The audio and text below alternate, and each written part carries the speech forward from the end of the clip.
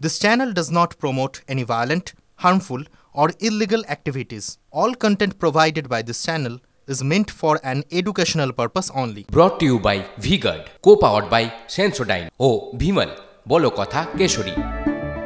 Associate sponsor Ultratech Cement. আমার সঙ্গে যারা স্টুডিও রয়েছে তাদের সঙ্গে একবার পরিচয় করিনি। আমার সঙ্গে রয়েছেন রাজনৈতিক বিশ্লেষক শ্যামলদা রয়েছেন, আমার সঙ্গে রয়েছেন সিপিএম নেত্রী সিপিএম মুখপাত্র মধুজাদি, আমাদের সঙ্গে রয়েছেন বিজেপি নেতা সুদীপ্ত দা, আমাদের সঙ্গে রয়েছেন কংগ্রেস নেতা সুস্মিতা দি এবং আমাদের সঙ্গে রয়েছেন তৃণমূল কংগ্রেস নেতা বসুন্ধরা দি। আমি সবার প্রথমেই বসুন্ধরা দিকে দিয়ে শুরু করি নাকি? বসুন্ধরা দি, দেখুন থার্ড ফেজ অবধি কিন্তু আপনারা বলতে পেরেছেন যে শান্তিপূর্ণ ভোট হচ্ছে, সেটা খুব ছোটখাটো কিছু ঘটেছে, কিন্তু ফোর্থ ফেজে কি সেটা বলতে পারবেন? কারণ শুরু হয়ে গেছে, গতকাল রাতে একটা মানুষের প্রাণ গেল, আজ সকাল থেকে রক্ত ঝরছে মানুষের, সেই ছবি দেখছি আমরা।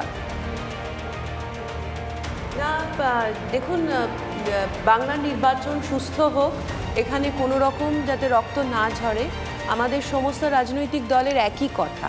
কিন্তু তা সত্ত্বেও যদি কোনো ঘটনা ঘটে থাকে, সেটার দায় শুধুমাত্র তৃণমূল কংগ্রেসের ওপর চাপিয়ে দিলে চলবে না। যে কোনো খুন, জখম, রাহাজানি যা হচ্ছে তার সমস্ত দায় তৃণমূল কংগ্রেসের হতে পারে না।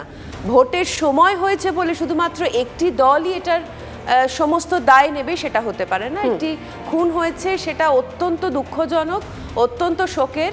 এবার সেটার ইনভেস্টিগেশন হবে, সেটা চলবে, কেন হয়েছে, কি জন্য হয়েছে সেটার বিবেচনা হবে।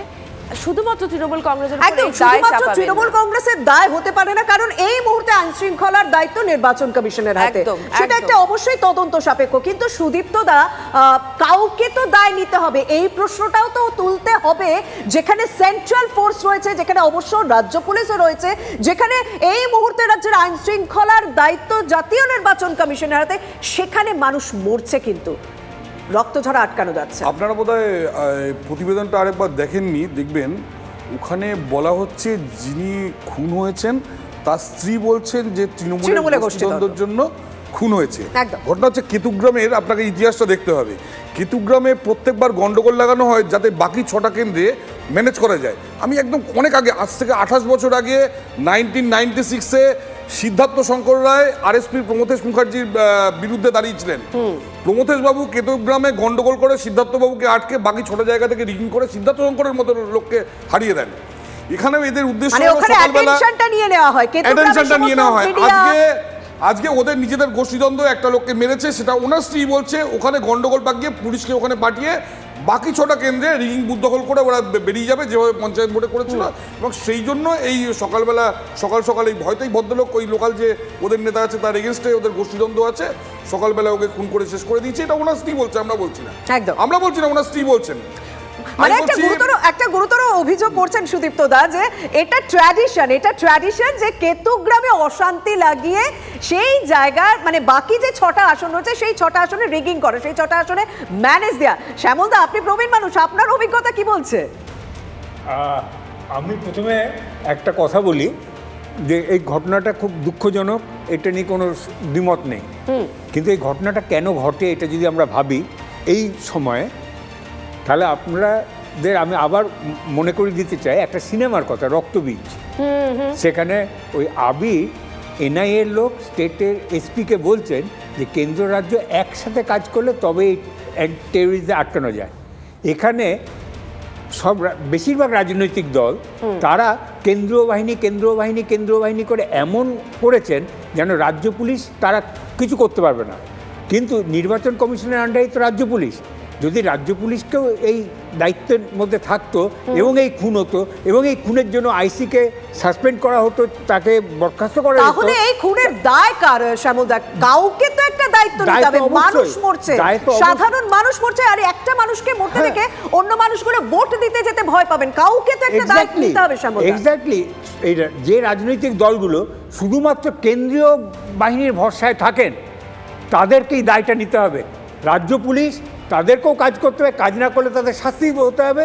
কিন্তু শুধু একা কেন্দ্রীয় বাহিনী 2 মাসের জন্য এসে এটা করতে পারে না। একদম কেন্দ্রীয় বাহিনীকে শুধুমাত্র দায়িত্ব নিলে চলবে না, মানে কেন্দ্রীয় বাহিনীর উপর ভরসা রাখলে চলবে না, প্রত্যেকটা রাজনৈতিক দলকেও এর দায় নিতে হবে। মধুজাতি, এই কেতুগ্রাম বলুন, এই যে সমস্ত ঘটনা দেখছি, যেখানে এই কেতুগ্রামের ঘটনায় দেখুন যেখানে তৃণমূল পুরোপুরি সিপিএম এর দিকে অভিযোগ করছেন। আরো একটি ছবি দেখালাম আমরা, সেখানে সিপিএম এর পঞ্চায়েত প্রধানের মাথা ফাটিয়ে দেওয়া হচ্ছে। আপনারা কিন্তু টার্গেট হচ্ছেন, মানে আস্তে আস্তে কিন্তু যে জায়গাটা কোথাও হয়তো আপনারা ব্যাকফুটে চলে গিয়েছিলেন লেফট, সেটা কিন্তু সেই জায়গাটা আবার রিভাইভ করছেন, আবারও ফিরছেন, অন্তত ঘটনাক্রম তো তাই বলছে। আপনার কি মনে হচ্ছে মধুজাতি? প্রথম কালীগঞ্জের কথা দিয়ে শুরু করি। কালীগঞ্জ মানে হচ্ছে কৃষ্ণনগর লোকসভা কথাটাই বললাম। কালীগঞ্জ ওই মাথা ফাটার ঘটনা। কৃষ্ণনগর লোকসভা কেন্দ্রে এইবার আমি নিজে গেছিলাম কিছু ক্ষেত্রে প্রচার করতে।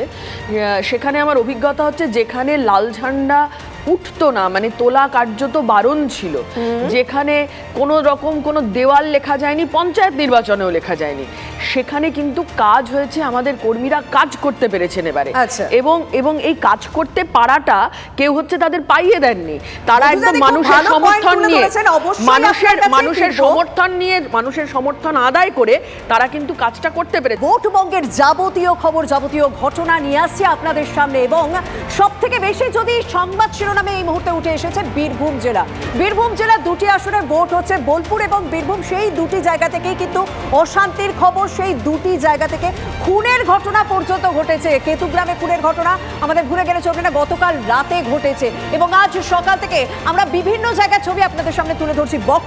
বকটুইয়ের কথা মনে আছে তো? নির্বাচনের দিন সকাল থেকে থমথমে রীতিমতো বকটুই এলাকা। 2022 সালে ভয়াবহ অগ্নিকাণ্ডের ঘটনা, গণহত্যার পর থেকে স্বাভাবিকভাবে বারবার সংবাদ শিরোনামে, বারবার রাজ্য রাজনীতিতে চর্চায় এসেছে এই বকটুই গ্রাম।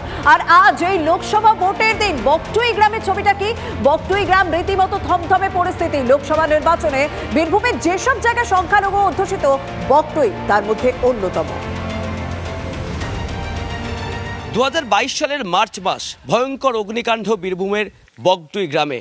যৌতুকগৃহের মতো অগ্নিকাণ্ডে মৃত্যু হয়েছিল বহু মানুষের, আর তারপর থেকে পশ্চিমবঙ্গের রাজনীতিতে এই বকটুই একটা অন্যতম ছাপ রেখেছে।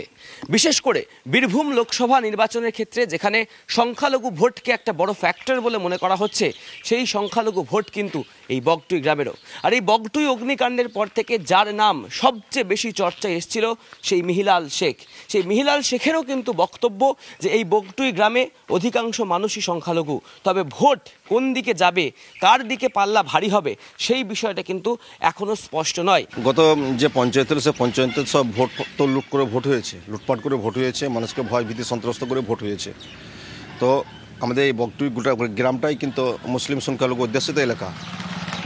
তা মানুষ দেখা যাচ্ছে, মানুষ তো পরিবর্তন চাইছে, দেখা যাক কোন দিকে মানুষ রায়টা কোন দিকে দিচ্ছে। নির্বাচনের দিন সকাল থেকে কার্যত থমথমে রয়েছে রামপুরহাট শহরের উপকণ্ঠে অবস্থিত এই বকটুই গ্রাম। ক্যামেরায় গৌরব পালের সাথে Aritra, TV9 Bangla, Rampurhat. Brought to you by V-Guard, co-powered by Sensodyne ও ভিমল, বলো কথা Kesari. Associate sponsor UltraTech cement.